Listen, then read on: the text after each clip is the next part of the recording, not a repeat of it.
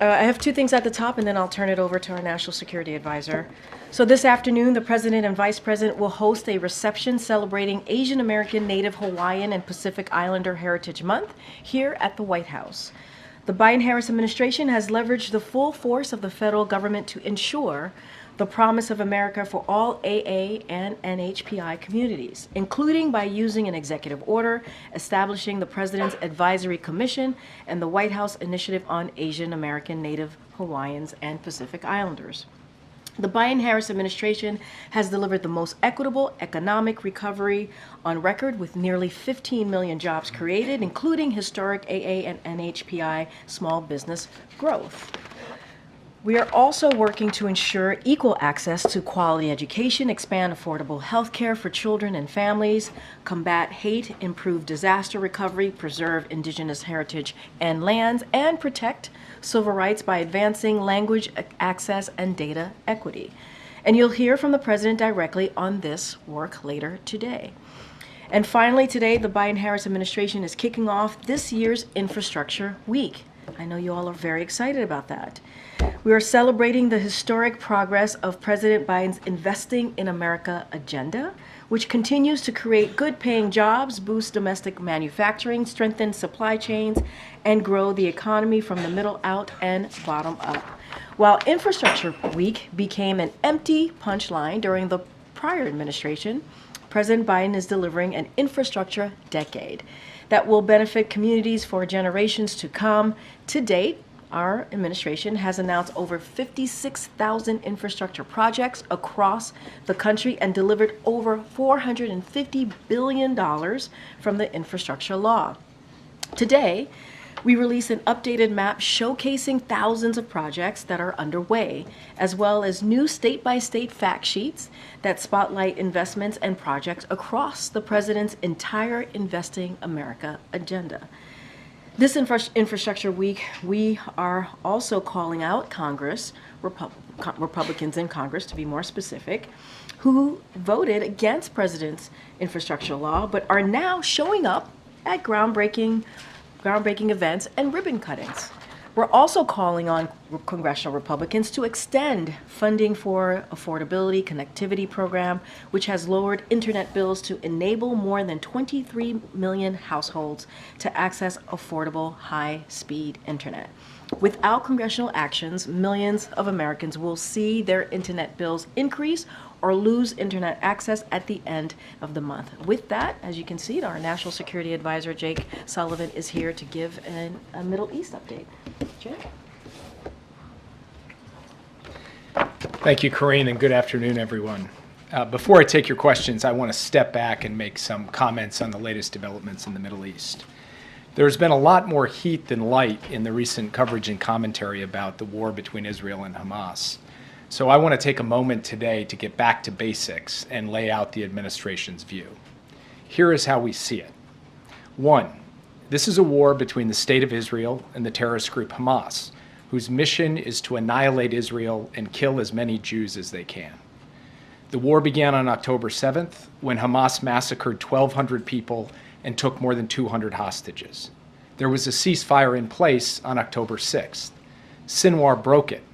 The President has made clear the United States wants to see Hamas defeated and justice delivered to Sinwar. There can be no equivocation on that. 2, the Palestinian civilians caught in the middle of this war are in hell. The death and trauma they've endured are unimaginable. Their pain and suffering are immense. No civilian should have to go through that. This is on the President's mind every day. 3, Israel has an unusual, even unprecedented burden in fighting this war because Hamas uses hospitals and schools and other civilian facilities for military purposes and has built a vast network of military tunnels under civilian areas. That puts innocent civilians in the crossfire. It does not lessen Israel's responsibility to do all it can to protect innocent civilians. 4, we believe Israel can and must do more to ensure the protection and well-being of innocent civilians. We do not believe what is happening in Gaza is a genocide. We have been firmly on record rejecting that proposition. 5, The United States will continue to lead international efforts to surge humanitarian assistance throughout the Gaza Strip, because innocent civilians should never go without food, water, medicine, shelter, sanitation, or other basic necessities. Active diplomacy by President Biden has made a considerable difference in getting more aid into Gaza. Now we are redoubling that diplomacy to press the key actors, including Israel and Egypt. I discussed this issue with my Israeli and Egyptian counterparts yesterday. 6, the United States has sent a massive amount of military assistance to Israel to defend itself against all threats, including Hamas, Hezbollah, and Iran and its other proxies. We are continuing to send military assistance, and we will ensure that Israel receives the full amount provided in the supplemental. We have paused the shipment of 2,000-pound bombs because we do not believe they should be dropped in densely populated cities. We are talking to the Israeli government about this. We still believe would be a mistake to launch a major military operation into the heart of Rafah that would put huge numbers of civilians at risk without a clear strategic gain. The president was clear that he would not supply certain offensive weapons for such an operation were it to occur. It has not yet occurred, and we are still working with Israel on a better way to ensure the defeat of Hamas everywhere in Gaza, including in Rafah. This has been the subject of detailed conversations between our professionals, and I discussed this again with my Israeli counterpart just yesterday. 7, military pressure is necessary, but not sufficient to fully defeat Hamas. If Israel's military efforts are not accompanied by a political plan for the future of Gaza and the Palestinian people, the terrorists will keep coming back and Israel will remain under threat. We are seeing this happen in Gaza City. So we are talking to Israel about how to connect their military operations to a clear strategic endgame, about a holistic, integrated strategy to ensure the lasting defeat of Hamas and a better alternative future for Gaza and for the Palestinian people. 8, Israel's long-term security depends on being integrated into the region and enjoying normal relations with the Arab states, including Saudi Arabia. The advantages of strong partnerships were on display recently when a coalition of countries helped Israel defend itself against Iranian missiles and drones. We need to consider the tactical battlefield situation in Gaza in light of the bigger strategic picture. We should not miss a historic opportunity to achieve the vision of a secure Israel, flanked by strong regional partners, presenting a powerful front to deter aggression and uphold regional stability. We are pursuing this vision every day. 9, we are urgently and relentlessly working for a ceasefire and a hostage deal, starting with the first phase and building to an enduring calm. As the president said this weekend, there could be a ceasefire tomorrow if Hamas simply released women, wounded, and elderly hostages, all innocents. Israel put a forward-leaning proposal on the table for a ceasefire and hostage deal. The world should be calling on Hamas to come back to the table and accept a deal. The hostages include Americans and citizens from around the world. The president is determined to bring them safely back to their loved ones. And I met with the families of these American hostages again just this past Friday. They know how hard the president is working on this. 10, Iran and its proxies have tried to take advantage of the war in Gaza to launch attacks on Israel. Hezbollah is attacking every day. The threat posed by Iran and its proxies to Israel, to regional stability, and to American interests is clear. We are working with Israel and other partners to protect against these threats and to prevent escalation into an all-out regional war through a calibrated combination of diplomacy, deterrence, force posture adjustments, and use of force when necessary to protect our people and to defend our interests and our allies. We will not let Iran and its proxies succeed. These are President Biden's positions. They reflect his commitment to getting an outcome in Gaza and across the broader Middle East that protects Israel's future security and paves the way for a future of dignity and security for the Palestinian people as well, rather than Israel getting mired in a counterinsurgency campaign that never ends and ultimately saps Israel's strength and vitality. And this is all consistent with President Biden's longstanding view that ultimately a two-state solution is the only way to ensure a strong, secure, Jewish, democratic state of Israel, as well as a future of dignity, security, and prosperity for the Palestinian people. One last thing. No president has stood stronger with Israel than Joe Biden. He was the first president ever to visit Israel during wartime. He is protecting Israel at the United Nations. He mobilized a coalition to directly defend Israel against an unprecedented Iranian attack. He led the bipartisan effort to pass a supplemental that ensures Israel's defense and military edge for years to come. His commitment to Israel is ironclad. Ironclad doesn't mean you never disagree.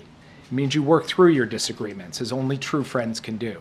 That's exactly what we've done for the past 7 months, and that's what we'll keep doing. And with that, I'll be happy to take your questions. Yeah. Thank you, Jake. Just a week ago, the administration sounded optimistic on the prospect of a ceasefire and hostage deal. Now those talks appear to have stalled. Can you provide an update? Well, I have been quoting George Mitchell of late, who negotiated peace between the warring parties in Northern Ireland. And Senator Mitchell said quite famously that negotiations are 1,000 days of failure and 1 day of success. And right now, we're in the former days rather than the latter day. And this particular negotiation has had its ups and downs, its ins and outs, its twists and turns.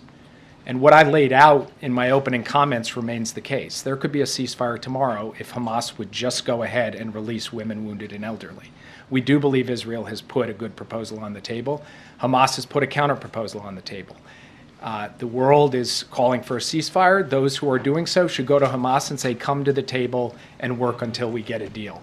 I can't predict when and if that will happen. I can tell you that we remain committed to pressing the diplomacy to achieve that outcome on behalf of the American hostages and all the hostages, and on behalf of getting to an enduring calm in Gaza. What exactly the next step is, we will have to see. This is a dynamic situation that involves the diplomatic element as well as the military element, including the recent operations that Israel has taken in Rafah. So we will now have to see how things unfold in the coming days. You said that it was down to language. What is it down to now? Well, in the end, when you're talking about a phased agreement that has multiple elements relating to sequencing of hostages coming out, movement of military capabilities, surging of humanitarian assistance, movement of civilians, all these things are quite detailed, and working through those details is what is going to be necessary to get this across the finish line. We believe there is a framework that both sides could sign up to, and it's really about the specifics of that framework and filling that out that's necessary. Language ends up being on a page, but it is what reflects the implementation of those details. That's what we're working with the parties, both with Israel and with Qatar and Egypt, who are in close touch with the representatives of Hamas. And we'll keep you updated as we drive to the finish line. We are intent and determined to get all of the hostages home. We are intent and determined to produce a ceasefire and hostage deal. We believe we can achieve that. I cannot tell you when. Yeah. Jake, I want to ask you about Russia, but just first on this topic. In the readout, your call with Israeli officials yesterday, it said that you're going to have this meeting again in person soon. Is your expectation, well, one, when is your expectation that that meeting will happen, and do you expect that there won't be a Rafah offensive until that meeting has taken place? I expect it'll happen in a matter of days, not weeks. We haven't announced a specific date on the calendar, but this isn't going to be long in the future. We're just talking about scheduling so that we can get the teams together. Because, of course, it's not just me meeting my counterpart. It's military intelligence and humanitarian professionals on both sides being a part of that conversation as well. And what I expect is that we will have an opportunity to talk further about the best way to ensure Hamas's defeat everywhere in Gaza, including in Rafah, in the context of that conversation. And that opportunity will still be available to us when we show up for that conversation. And then Zelensky's advisor said today that these new Russian government appointments, including the defense minister, show that Moscow is going to try to scale up its war effort and reconfigure its economy for its defense needs. Is that your assessment of this shakeup as well? Look, it's an opaque system. It's run by one man, Vladimir Putin. He calls the shots. He may move around professionals into various roles, but at the end of the day, he seems bound and determined to continue to try to inflict a brutal war of aggression on Ukraine. We'll take whatever comes, support Ukraine alongside a coalition of countries, and see what happens. So I don't have a specific comment on the nature of this change up in their government. I've seen that speculation from the Ukrainians. It's not unreasonable, but I can't draw any conclusions at this point. We'll have to see what unfolds. Yeah. Thanks, Jake. Does the U.S. believe that Sinwar or other top Hamas leaders are hiding in Rafah? And if not, why do the Israeli forces continue to push further into Rafah? What reasons are they giving you? Look, I've seen the public reporting on this, both in Israeli press and in American press, citing intelligence officials suggesting he's not actually in Rafah. I'm not going to comment from intelligence on intelligence operations from the podium, so I'm afraid I can't go further in trying to answer your question. But it's a reasonable question if, in fact, it were the case that he weren't in Rafah, but I can't confirm that one way or the other from this podium. What reasons are the Israelis giving for why they continue to push forward in Rafah? And do you get the sense that they're taking the U.S. warning and threat seriously? Look, I think that they have taken the sustained conversation that we have had with them about how to seek an enduring defeat for Hamas while minimizing civilian harm. I think they have been taking that seriously. We've had multiple rounds of conversations, professional to professional, president to prime minister. We will continue those conversations. We have been very clear about where we stand, and we've also been clear that we're here to actually offer constructive ideas for how to proceed with this in a way that will ultimately achieve the objective. One of the points I made at the outset that I think bears repeating is that really any military operation, a targeted operation, a larger operation on the ground or in the air, has got to be connected to a strategic endgame that also answers the question, what comes next? And that's something that we're really bearing in on with the Israeli government, and feel that there needs to be more attention on that piece of it, lest we end up in a circumstance where Israel conducts a military operation, kills a bunch of Hamas guys, also creates some harm to innocent civilians caught in the crossfire, and then terrorists come back, as we have seen them come back in Gaza City and Khan Yunis and other places. We want to avoid that outcome. We want an outcome in which the page gets turned from Hamas's terroristic reign over Gaza, and a better future comes for the Palestinian people and for the security of the state of Israel. That's what we're going to keep working through. Yeah. Thanks, Jay. I know you don't previously haven't wanted to talk about drawing red lines, but Israel is continuing to strike Rafah, and they're continuing to order the evacuation of large numbers of civilians. So how will you assess when it has crossed over into a full-scale offensive from the current, operations that are happening now? We're watching this very closely, as you are. We're consulting closely with the Israelis. We're collecting our own assessment of what's happening on the ground. The Israeli Defense Forces have indicated to us that the operations they are currently pursuing are targeted. They are not the kind of massive military operation that we have talked about. We'll make our own judgment on that as we see things unfold, and it will be based on a totality of factors. It's not a mathematical formula or a mechanical determination. It's something we will judge based on what we see, and the president will then make his determinations. We have not seen that happen yet. Yes, April. Jake, you've said some of the most strongest words yet about the Palestinians, protecting them, protecting the innocent civilians, as well as assuring their security and aid. What has your department, the National Security Council, as well as Steve Benjamin said to Morehouse in the lead up to the president's speech, trying to quell the concerns about protests during his commencement address this weekend? I have not spoken with the folks at Morehouse, and I'd have to defer to Steve to relay to you what he said to them in their conversations. We're, of course, focused on the policy as it relates to the ongoing war and the situation in the Middle East. I have not been engaged in or involved in the preparations for the president's commencement address. It's important to get out right now, as there are people who are walking out on college commencement addresses, as people are turning their backs, wearing scarves that represent Palestinians. Is this message important to get out for these upcoming commencement addresses that the president is delivering? The president called Prime Minister Netanyahu at the beginning of April, more than a month ago, to register his very strong concern about the need to get more humanitarian assistance in, and he put out a strong public statement at that time. So the premise of your question, that I'm now coming to speak about the issue of surging humanitarian assistance or protecting civilians, is not a premise I'm afraid I can accept. The president's been very strong on this. Secretary Blinken has been strong on it, and not just in what they say, but in the work that we are doing with Israel, with Egypt, with the United Nations, and frankly, through our own activities, including airdrops and the work to get this pier in place to begin to surge humanitarian assistance in by sea. And when it comes to the issue of civilian harm and the question of trying to do everything possible to reduce the amount of civilian harm on the Strip, this is something the President has spoken to quite actively over a sustained period of time as well, and is directly engaged with the Israelis on too. There are people who are protesting the president's appearance at Morehouse because of the Palestinian issue. What do you say to those people directly? I would say, please read the remarks that I just gave to this room today, because I think it tries to lay out. It's not a flip. I'm not being flip. I'm telling you, April, straight up. What I've just laid down here today encapsulates the president's position on something that is both simple and complex. It is simple because Hamas is an evil terrorist organization that needs to be defeated, period. It is complex because doing that in the context of what is happening in the Gaza Strip is a complex military operation, and frankly, the regional situation makes it even more complex. And people of good faith have very strong views on this issue.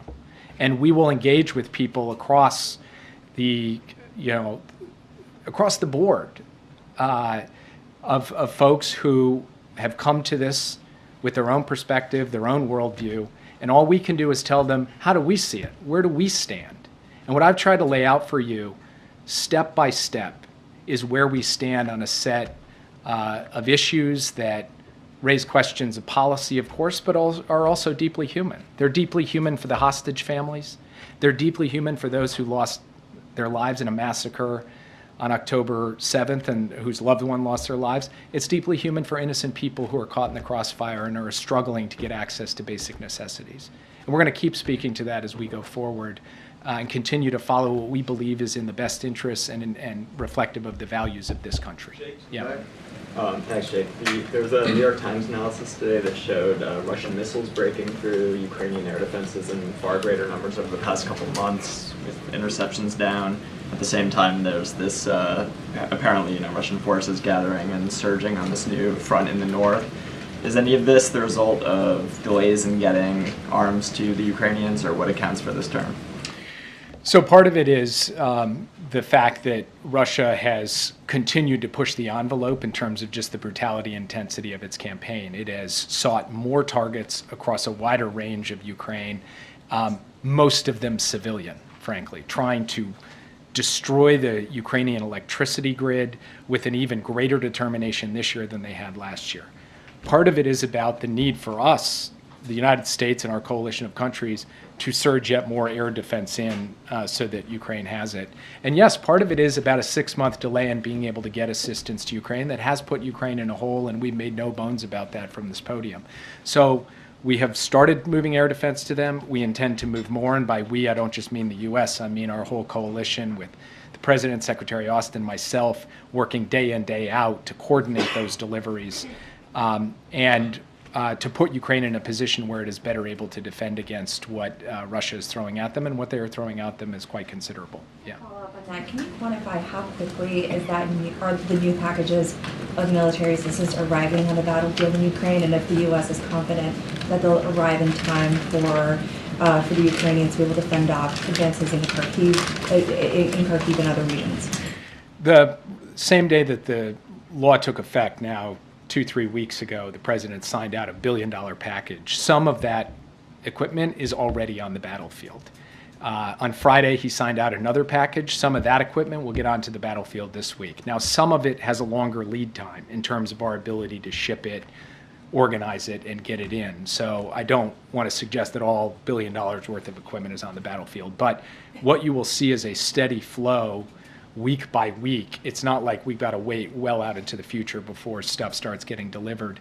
And we are going to have another, what we call PDA, Presidential Drawdown Authority package, just in the coming days, because we're trying to really accelerate the tempo of the deliveries, recognizing, as I said before, the delay put Ukraine in a hole, and we're trying to help them dig out of that hole as rapidly as possible. PDAs every week now, or even faster? How we do the drawdown is a little bit less of the central issue than what the size of it is and what the sequence of actual deliveries are. So I'm not going to suggest that there'll be a drawdown every week. What I am going to suggest is that the level of intensity being exhibited right now in terms of moving stuff is at a 10 out of 10. I spoke this morning along with Secretary Austin and Chairman Brown with our counterparts in Ukraine, General Syrskyi, Minister Umarov, and Andriy Yermak. We spoke for 90 minutes. It was a detailed conversation about the situation on the front, about the capabilities that they are most in need of, and a real triage effort to say, get us this stuff this fast so that we can be in a position to effectively defend against the Russian onslaught. And so at the highest levels in our government, we are engaged with the highest levels of theirs to be able to ensure that we're doing everything humanly possible, both ourselves and our allies who are surging equipment as well, to get it there to the front lines. Can I actually follow up on an Israel question? Sorry. Secretary Blinken said yesterday that Israel could be, quote, holding the bag on an enduring insurgency. I'm curious whether would Israel be holding that bag alone? In other words, is there any concern, or are you concerned that Israel's ongoing prosecution of the war using U.S. weapons is going to help Hamas cultivate kind of a new generation of people who will be, targeting U.S. interests and attacking Americans? Look, we have a painful experience in counterinsurgency campaigns fighting terrorists in urban environments and populated areas, and we know that it is not as simple as executing a military operation and calling it a day. As I said in my opening comments, military operation has to be connected to a political plan for the day after, so that there is a clear alternative, and there's governance, and there's security, and all of the steps you need to take to finally and fully defeat a hardened, entrenched terrorist foe. And yes, one of the risks of engaging in any kind of counterinsurgency campaign is the ability of the terrorist group to attract more recruits and more followers as time goes on. This is something we have talked to the Israelis about. So one of the key points that we have been reinforcing is to step back just from a tactical military analysis of the situation, ask strategically, how do we get to the common goal, the enduring defeat of Hamas? And that is going to require military pressure, yes, but more than just military pressure, a political plan to get there. Hi, thank you. One of the big questions about Rafah is that why does the United States, the strongest ally of Israel, the biggest weapon supplier, seem to have so little clout with the Netanyahu government? And you said, for instance, that they need a strategic endgame. They don't have one yet. Bibi Netanyahu has said they're going to go ahead in Rafah no matter what. What is the evidence that the United States still has clout with the Netanyahu government, or is it just too early to tell? Well, I think you can go back to the beginning and look at the pattern of engagement of the United States and the impact that it's had on, for example, the flow of humanitarian assistance. And we believe also that in engaging Israel on the question of civilian protection and civilian harm, they have made adjustments over the course of time.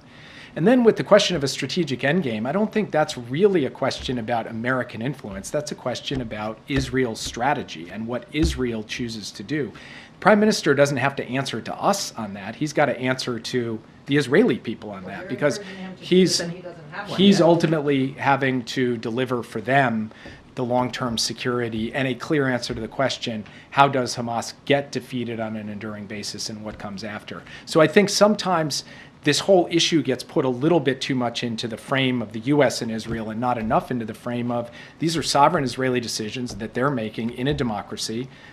Their leadership is choosing how to prosecute this war. They're going to make those decisions. We're a sovereign country too. We're going to make our decisions. And as a very good friend of Israel, we are going to stand with them as they work to defeat their determined enemy. But we're also going to offer our advice and make clear where we stand on these issues as well. That's the most we can do. That's the most you could ask of anyone. That's what we will do every day. We do believe it has borne results. We hope it will bear more results in the period ahead. Yeah. Another question on Secretary Blinken's comments yesterday. He said that even if Israel goes further into Rafah, that there will still be thousands of Hamas soldiers left. So why isn't Israel saying that they have to go into Rafah to defeat Hamas? Look, I'll leave that to the Israeli government. A point that we have made to them is that Israel has gone through Gaza City. Israel has gone through Khan Yunis. And in both places, you've seen terrorists emerge from the rubble, because, from our perspective, there's not a sufficient integration of a military plan with the political plan. We have concerns about that. We've raised those concerns, not with rancor, but because we want to see a successful outcome to this war. We want to see Hamas defeated. We want to see its leaders, justice delivered to its leaders, starting with Sinwar. So we'll continue to talk to them about this, but really that question, which is a good question, is a question best posed to the Israelis who are formulating the military plans that they are unfolding. On China tariffs, what is the president's goal with his review of those tariffs, and do you expect any retaliation from China if tariffs are in fact raised? So I will not get ahead of the president on this. I've seen obviously all of the reporting on it. It's no secret that the president, this entire administration, has been concerned about unfair practices by the PRC that harm American workers and businesses, the issue of overcapacity, the ways in which China has put in place a series of non-market distorting practices in strategic sectors.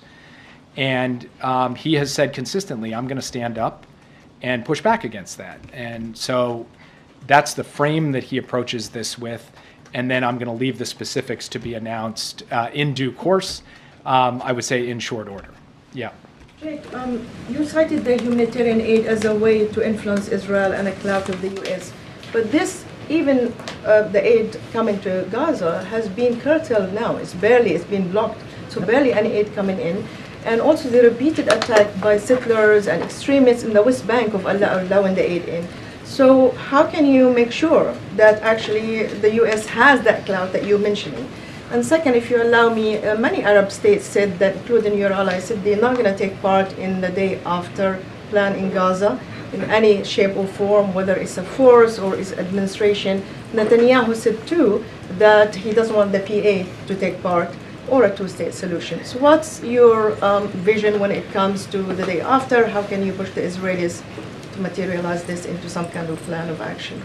So on the first question, in the past few days since Israel took the Rafah crossing, we have seen difficulty getting aid through either Rafah or Kerem Shalom, and this is a matter of great concern to us. This is something we're working not just with the Israeli government, but the Egyptian government and the United Nations, because it will take all three of them working together to make this happen. In the meantime, Israel has opened yet another crossing in the north beyond Erez, a crossing called Zakim, and has moved flour through that crossing. We have managed to get some fuel in down through the south despite all of the other difficulties. This is an urgent and critical situation. We have got to get those crossings open to get more aid in. That has been an issue of the past 3 days since these military operations, and it's something we are working through with all the relevant parties. It is a total outrage that there are people who are attacking and looting these convoys coming from Jordan going to Gaza to deliver humanitarian assistance. We are looking at the tools that we have to respond to this, and we are also raising our concerns at the highest level of the Israeli government, and it's something that we make no bones about. This is completely and utterly unacceptable behavior. On the day after, we are in fact having constructive conversations with Arab states about it. But what they do want to see is a political horizon. They want an answer to what does the long-term future look like for the Palestinian people. That's something we're talking about with them. That's something we're talking about with the Israeli government as well. Yes. Thanks, Jake. Just to put a little bit of a point on Nadia's question, is Israel restricting the flow of humanitarian aid into Gaza, or is it not? So first, I would point you to the findings of the State Department report that just came out over the weekend. We believe that there were periods over the last few weeks where there were restrictions that had to be worked through, but at the time we put that report forward, we felt that there was sufficient work being done by the Israeli government with respect to the facilitation of humanitarian aid that we did not make a judgment that anything had to be done in terms of U.S. assistance. That continues to be our position today. In plain language, they're restricting it, but it's okay in the way that they're restricting it. Those are your words. They are certainly not my words. I'm not sure if that's how you ask questions, but yeah, go ahead. Jay, good afternoon. As we sit here 7 months into this war in Gaza, how confident are you as you stand there that the hostages, the remaining hostages, will come home, A, and B, how many of them do you believe are actually still alive? I cannot give you a clear number of how many are still alive because we do not have total fidelity on that, unfortunately. And it's something that we watch every single day. We know there are deceased hostages, and we know there are living hostages. And we know that with each passing day, the risk to those hostages also goes up, which only redoubles our commitment to try to get to a ceasefire and hostage deal as rapidly as possible. But unfortunately, I'm not in a position to give you fidelity on those numbers because nobody entirely has it. We have our analysis, our assessments. Some of that is driven by intelligence, so I have to be cautious in sharing them. But to look you in the eye and say, we know exactly how many are alive, nobody can do that for you. And how would you describe the relationship right now, between President Biden and Benjamin Netanyahu? I would describe the relationship as how it's been for the duration of the time that they've known each other. It is straightforward, it is direct, it is a relationship where the two of them can each share their views and perspectives, and that is how it's going to continue as we go forward. And I'll take one more. Thank you, Jake. Quick Ukraine follow-up before I hit the Mideast. Ukraine's government is desperately asking for anti-aircraft assets, including Patriot batteries. What's the plan? How are you going to get those to them? Through which allies? Or any details? So one of the things I do every single day is talk to at least one ally, if not multiple, about getting more Patriot batteries into Ukraine. I think we recently had some good news from an ally about getting one in. We're working on more.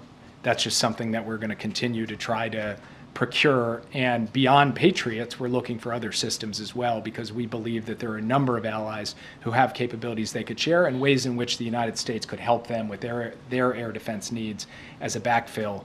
That is an ongoing conversation. It is a matter of utmost priority. You're looking at like one or two at a time, not dozens, not a bigger number. I mean, dozens of Patriot batteries I don't think is the right order of magnitude for what we're trying to get in there. And then on the Mideast, how do you... the back of the room. All right, I'll take you last. Yeah. Awesome, thank you. We're a package deal. Egypt has said that they will support South Africa's case at the ICJ against Israel for genocide. How is that affecting the negotiations right now, the situation in general, and what is Washington's message to Cairo about this decision on their part? I can't say that it's helpful to the discussions between Egypt and Israel to try to sort out the humanitarian assistance and access issues, but I do know that Egypt, Israel, the United States, the United Nations, we are all trying to work together to figure out a way forward. So last question. Thank you. You said at the start of this that you don't believe what's happening in Gaza is genocide. What criterion are you using? We're using the internationally accepted term for genocide, which includes a focus on intent. And it's not just me standing here at this podium. In the context of this International Court of Justice case at The Hague, the United States actually made a presentation backed up by legal analysis, which I would invite you to read because it lays out all of those criteria. Francesca Albanese, the Special UN Rapporteur on Human Rights in Palestine, presented one in March. She presented it in Geneva. The three criterion she used, citing international law, 3 acts: Israel's intent to destroy national, ethnic, racial, or religious groups, serious bodily or mental harm to a group, inflicting on a group conditions of life calculated to bring physical destruction in whole or in part within imposing measures intended to prevent birth within a group, process of erasure of the native Palestinians. So those 3 things are happening. How can you say genocide's not being committed? As I just told you, I think the best way for me to answer that question is actually to ask you to look at the laydown that we gave, which... Are you saying this isn't happening? I'm sorry, I thought you asked me how I can say it. I'm saying I'd like you to look at the United States' I just did. I'm asking, are you saying this isn't happening? Do you mind if I finish answering your question before you interrupt? Are you saying that she's a liar? The United States has laid down at the International Court of Justice in writing, in detail, its position on this issue, and I'd ask you to read it. Thank you. Are you saying that it doesn't line up for them with what she's saying? Thank you, Jake. Thank you, Jake. Okay, I know, and folks are leaving right now. It's okay. I have an effect on folks. I know there is a call happening in short order, and so, and I know it's about an issue that you all care about, so feel free to step away from the briefing. And I won't be up here too much longer. As you know, we'll have a briefing tomorrow, and the next day, and the next day, and the next day. Got summary. At a fundraiser over the weekend, the president began his remarks by talking about Israel. He said, Israel said it's up to Hamas. If they wanted to do it, we could end it tomorrow. It all has to do, and then he cut himself off and said, I shouldn't get into all of this. I don't want to get going. Can you just finish the sentence for us? And what he was trying to say, especially when he was talking about it all has to do with... Look, obviously, as I say often, certainly going to let the president speak for himself. But he didn't finish speaking. I know, but I look, I think obviously Jake Sullivan, the National Security Advisor, came here and gave a very good and detailed, in-depth laydown of where we are, and it's very much where the president is. And talked about humanitarian aid, obviously the importance of getting that into Gaza, and how we want to make sure that we deal with what we're seeing there with the dire situation in Gaza. Obviously, he talks about our continued support. He talked about our continued support for Israel's security. That is ironclad. That is what we want to make sure that, you know, they are able to defend themselves. And so I think all of that remains to be true. Hostage deal, we want to get to a ceasefire and also create a situation where we can get more of that humanitarian aid, bring hostages home. So all of that continues to be true. I think the words that you heard from the President's National Security Advisor, I think is very clear on where the President is. I can't speak beyond that. And I think the President started out saying what was on his mind, but more broadly, where we are with the situation in Gaza and Israel has been very clear, and we want to continue to lay that out. That is one of the reasons that Jay came out here. And a quick one. The House is likely to vote on the Israel Security Assistance Support Act later this week, which would ban the administration from withholding military aid to Israel that has been congressionally approved.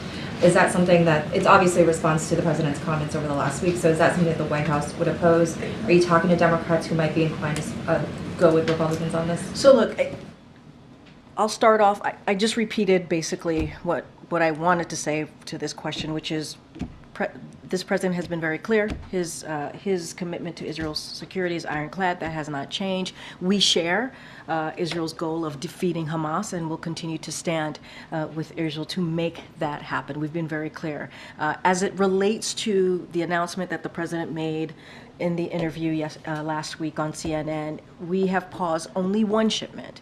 That includes 2,000 pounds bombs, which can be very destructive in densely populated urban environments, such as Rafah. You heard, obviously, Jake just speak to this. And then so regarding this bill, as you just asked me about, Sungmin, we strongly, strongly oppose attempts to constrain the president's ability to deploy U.S. security assistance consistent with U.S. foreign policy and national security objectives. It is our objective as well that we plan to spend every last cent appropriated consistent with legal obligations, including in the recent supplemental, that national security supplemental that was just passed and the president obviously signed. We are committed to that to that supplemental, so that has not changed. Okay, go ahead, April. This week, President Biden is going to commemorate the anniversary of Brown v. Board. Does this president or this administration believe that Brown v. Board may have been weakened by the Supreme Court's decision on affirmative action in college admissions? So as you just stated in your question to me, the president is going to commemorate Brown v. Board, and he's also going to meet with the families. That's going to happen on Thursday. On Friday, he's going to go over to the National Museum of African American History and Culture. He'll be there on Friday to give a really important speech. I don't want to get ahead of the president, but to your question about the Supreme Court's ruling in Students for Fair Admissions versus Harvard last year, the president reiterated that his administration will fight to preserve the hard-earned progress we have made to advance racial equity, civil rights, and expand educational opportunity for all Americans. Specifically, the president called on colleges and universities when selecting among qualified applicants to give serious consideration to adversities students have overcome, including the financial means of a student or their family where a student grew up and went to high school, and personal experience of hardship and discrimination, including racial discrimination that a student may have faced. As the president said last June, when this verdict came down, he strongly disagrees with the court decision and believes that one of the greatest strengths of America is indeed our diversity. The president, again, is going to speak about this on Friday, so I don't want to get ahead of him, but we have made very clear how we feel about this decision that happened almost a year ago. But does he believe that it undermines Brown v. Board, this historic ruling that integrates schools, and we are actually seeing the segregation of schools still in this country. No, I totally agree with all the points that you made. I laid out what we thought about that decision that came last June, and we had said it is something that is concerning, incredibly concerning. The president is going to give a speech on Friday. I'm going to let the president speak for himself. He will address this. Obviously, we are indeed commemorating the landmark Broad v. Board of Education, and so that's something we're going to meet with the families on Thursday. So you see a pattern here that the president's going to meet with the families on Thursday. He's going to give remarks on Friday, and he will speak to this himself. But wanted to lay down what we have said already about the ruling, the admissions ruling versus Harvard that happened last year. We've been very clear about that. Thanks, Karine. Argentine Foreign Minister Diana Mondini is going to be in town this week. She's going to meet Antony Blinken, the State Department. Can you confirm she has a meeting with Jake Sullivan here at the White House? I don't have anything for you. Once we have something to share, certainly we will share that with you all. Okay. Thanks, Karine. So Warren Buffett this month said that taxes will have to be raised to pay for the national debt. He said the government may want to decrease spending. So we've had announcement after announcement of taxpayer money being doled out. We've seen almost weekly now. Is the federal government spending too much money? So let me just say a couple things that Warren Buffett did say that we certainly agree with, and I'll quote him: "The wealthy are definitely undertaxed relative to the general population, which is why the president has a plan to make sure that wealthiest among us, the billionaires and big corporations, pay their fair share." And we've been very clear about that. They pay their fair share in order to pay for his investments in America and cut the deficit by $3 trillion. And Buffett also said it doesn't bother him to pay taxes. And so it has been very clear, the president has said, that he will not raise taxes on anyone making less than $400,000. That is what the president has said. Warren Buffett pretty much agrees with us. We agree, obviously, with him. And this is very different than what Republicans want to do. They put out their plan. They put out what they want to do. They want to cut Social Security, Medicare, Medicaid, give tax breaks to billionaires and corporations. We do not agree with this. And what we want to do is continue to make sure that we're lowering costs for Americans, for families, whether it is Big Pharma, fighting Big Pharma, lowering health care costs, making sure that we go after corporations as you hear us talk about junk fees. Those are the ways that we want to move forward. That's what our focus is. So increase taxes to pay the debt? But let's be really, really clear, right? On billionaires and big corporations, whom Warren Buffett himself said, as you started asking me about Warren Buffett, he says that they are undertaxed. And that is something that the president agrees on. And he believes if we are able to do that, to tax corporation and billionaires, that would pay for his investments in America and cut the deficit by $3 trillion. That is something the president has been very clear about since day one. One more, if I could, on China and the tariffs that are coming. So in July of 2019, then candidate Biden said that tariffs on China are abusive policy. Has the president changed his mind and now believes tariffs work? So look, I'm going to be really mindful. I'm going to let in due order. You'll hear directly from the president, directly from us. So don't want to get ahead of that. Jake said it really well when he was here. We have always had concerns on China's unfair trade policies. We've been very clear about that. And the last administration, when they did a trade deal with China, what it did is it failed to increase American exports or boost manufacturing. That is not something the president wants to see. He has been doing the opposite, making sure that American manufacturing is created here, right here in America. And so that is something that he has been very focused. He says he wants to protect American workers, protect businesses, American business. That's what the president wants to do. He spoke about this when he was in Pittsburgh not too long ago, talking about making sure that we see fair business practices as it relates to American workers and American businesses. So don't want to get ahead of that, but we've been very, very clear on how we move forward on these types of practices as trade practices and what we want to see, and that is the framework. As Jake Sullivan said here moments ago that we move forward in. But so he now believes tariffs work. I'm just going to be really mindful, not get ahead of what we're about to announce soon. What we have been really clear about is protecting workers, protecting businesses, and we have called out China's unfair trade policies, and so we're going to continue to do that. Go ahead, Phil, in the back. Thank you. There's new reporting in the Wall Street Journal that found that the FDIC director, Martin Grunberg, disrespected, disparaged, and treated unfairly officials there, and that he was known to be someone who could not control his temper. Obviously, President Biden said early on in his administration that he would fire on the spot anyone who bullied or unfairly belittled a coworker. So has the president seen those reports, and if those reports prove to be accurate, will he take action? So I don't have any personal announcements to make at this time. The FDIC administrator, chairman to be exact, apologized and spoke to this, and so certainly I would send you there. The FDIC is an independent agency, so would refer you to them as to anything else coming out from the FDIC on this particular matter, but I just don't have any policy personnel announcement to make at this time.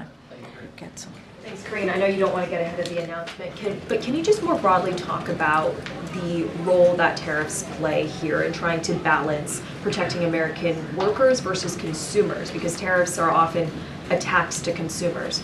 So how can you ensure Americans that with more tariffs, it doesn't come with higher costs? So I'm going to let the announcement speak for itself, but what I can say about what China has played here, they've played by a different set of rules, and this is what we know to be clear, and it has been unfair and anti-competitive economic practices. For example, forcing technology transfers and stealing intellectual property, distorting market forces with unrivaled subsidies, barriers, and regulations, flooding markets with artificially cheap products to wipe out the competition. And that's what we have seen from China with their unfair trade policies. We have done the opposite here. And what we have tried to do is invest in our Invest in America agenda is $860 billion invested by the private sector in manufacturing and clean energy. Nearly 800,000 manufacturing jobs created right here in the U.S. So you see the president's investment in America. This is what his agenda has been all about. And as I stated moments ago, when Trump administration, when they went forward with their trade deal, what it did is it showed that that deal with China, it failed to increase American export and boost manufacturing. We have tried to change that, reverse that, and so I want to be mindful. I'm not going to get into an upcoming potential announcement, and so I'm going to be really mindful there. But we are all about, and this president has been very clear, protecting American workers, protecting American businesses, and we're going to continue to do that under this administration. And can you just talk about the president's preparations for the upcoming commencement speech at Morehouse, and does he plan to address the concerns of some students and faculty who have conflicting views about the president being there? So a couple of things there. The president's going to continue to work on his speech with his senior advisors. That's what he's going to do all week. He sees this moment as a very pivotal moment, an important moment to a lot of these young graduates. Let's not forget some of these graduates missed out on their graduation from high school because of the pandemic, and this is going to be a celebration for them, an opportunity to have a commencement, to have a graduation that they sadly missed out on. So the president has done these type of commencements. He did 2 of them last year. He's done them throughout his as a vice president, as a senator. He knows how important it is, not just to the graduates, but the families, the people who love them, and so you'll see themes, obviously, in his commencement speech. He will give an uplifting remarks on what's to come and what they can look forward to, but also acknowledging, what's ahead, the difficulties that are ahead. And look, as you started your question to me about how people are feeling, we've been very clear about that too. We understand how deeply personal this moment is for many Americans across the country. We've been very clear about that. We understand it. That's why we've had conversations with members of the community that's affected by this. We've had conversation with the Muslim Americans, Palestinian Americans, Arab Americans. The president has, White House officials here have. They've traveled to states across the country to have those very important conversations, and will continue to do that. But also, this moment, the commencement speech, is such a celebratory moment, and we believe it's important. It's important in this instant. Morehouse is going to hear directly from the President of the United States, and I think that's a memorable moment as well. Good. Thanks, Karine. Where do deliberations stand on this potential White House plan to allow a certain number of Palestinian refugees into the U.S.? So I don't have any updates for you. I know I've been asked this question multiple times about conversations happening here. Don't have anything to share. What I will say is, and I've said this many times before, in the beginning of what occurred on October 7th, we put in a plan. There were 1,800 Palestinian Americans that were in Gaza, and we did everything that we can to get them out if they choose to, if that's something that they wanted to do, and certainly we were able to do that. As it relates to a refugee program or anything in that nature, I don't have any announcement to make, and I'll just leave it there because I want to be really mindful about that, about getting ahead of that. Does the fact that a lot of Democratic senators were sort of lukewarm on the idea make it less likely that something like that will happen? I wouldn't say that. I wouldn't say that, confirm that either way. What I will say is we don't have any announcement to make at this time, and so obviously we're going to look at everything.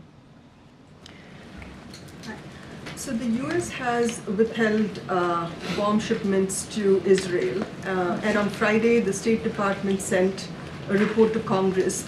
So did the report further support the administration's stance, or are they having second thoughts about it? Say that one more time. So the U.S. has withheld bomb shipments to Israel. Yeah, just one shipment, 2,000 bombs. Yep. Right.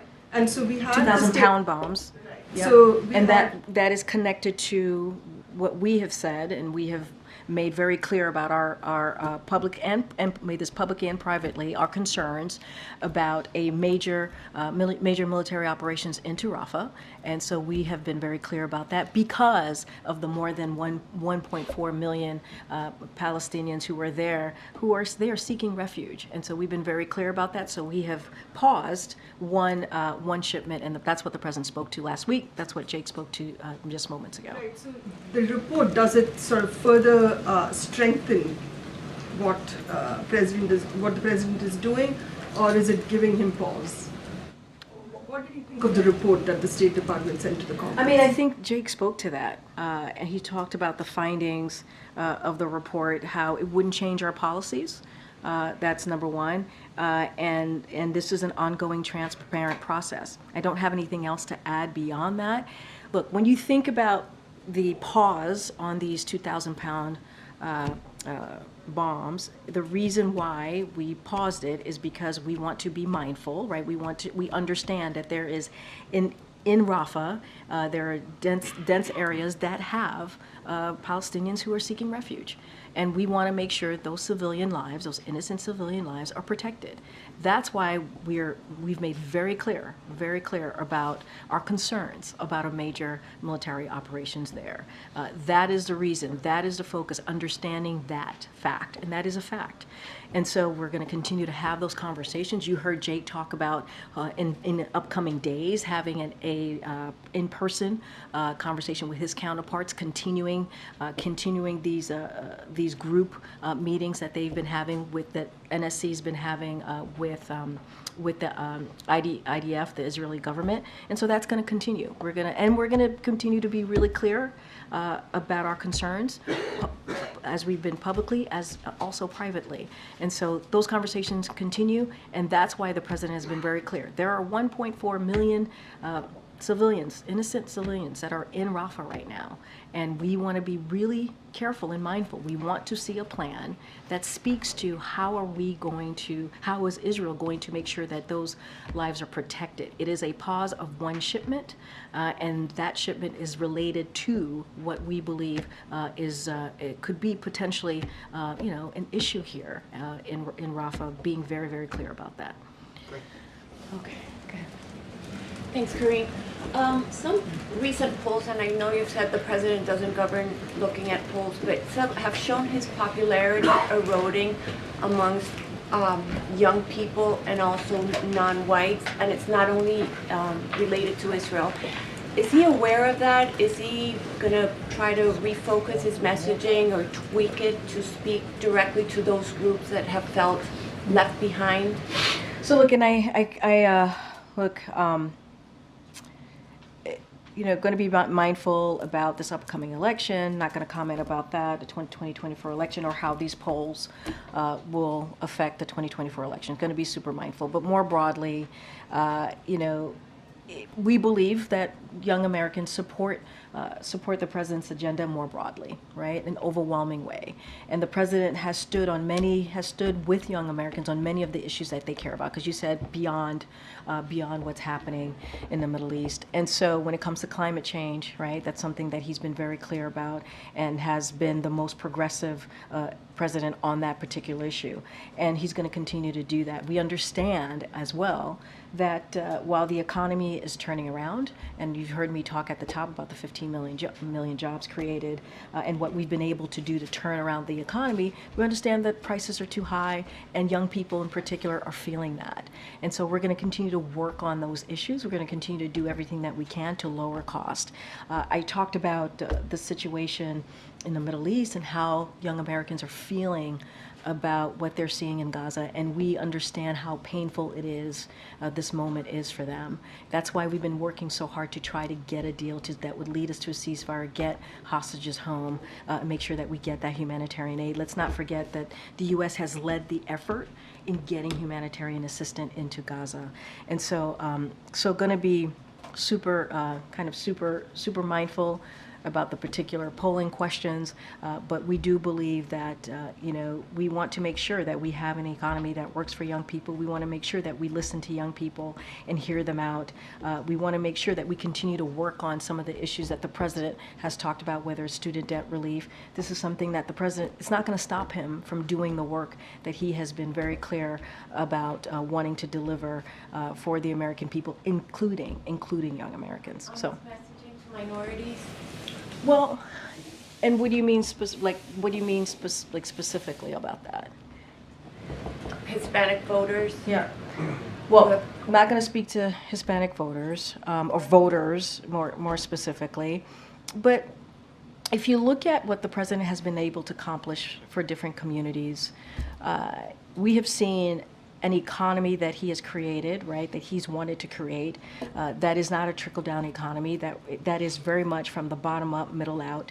And you've seen unemployment go down for the Hispanic community. You've seen wealth, when we talk about wealth gap, closing the wealth gap, and making sure that we're creating jobs for Latino, Hispanic communities more specifically. I think we've created more than 4 million jobs in this administration for that particular community. We've seen that as well for the Black community, the African American community. We've been very consistent. You heard me lay out what we've been able to do for Asian Americans with the president's economic policy. So we are very, very committed to making sure that communities that are normally seen to be left behind are not left behind as it relates to the president's economic policy. You see that when he fights Big Pharma. When he's fighting Big Pharma and lowering costs, that helps communities that you're asking me about. When we're talking about junk fees, that helps communities that you're asking me about. And so when we're talking about expanding ACA, we expanded that for Dreamers, for DACA recipients. That's because, and you heard this president say this last week, because he understands that DACA recipients, many of them are part of our military, right? They're part of what makes this country great. And so those are actions that the president's going to continue to take and continue to have those conversations and certainly message that. I have to go. Thanks, everybody. I'll see you tomorrow. I'll be back tomorrow, guys. Thanks, everyone.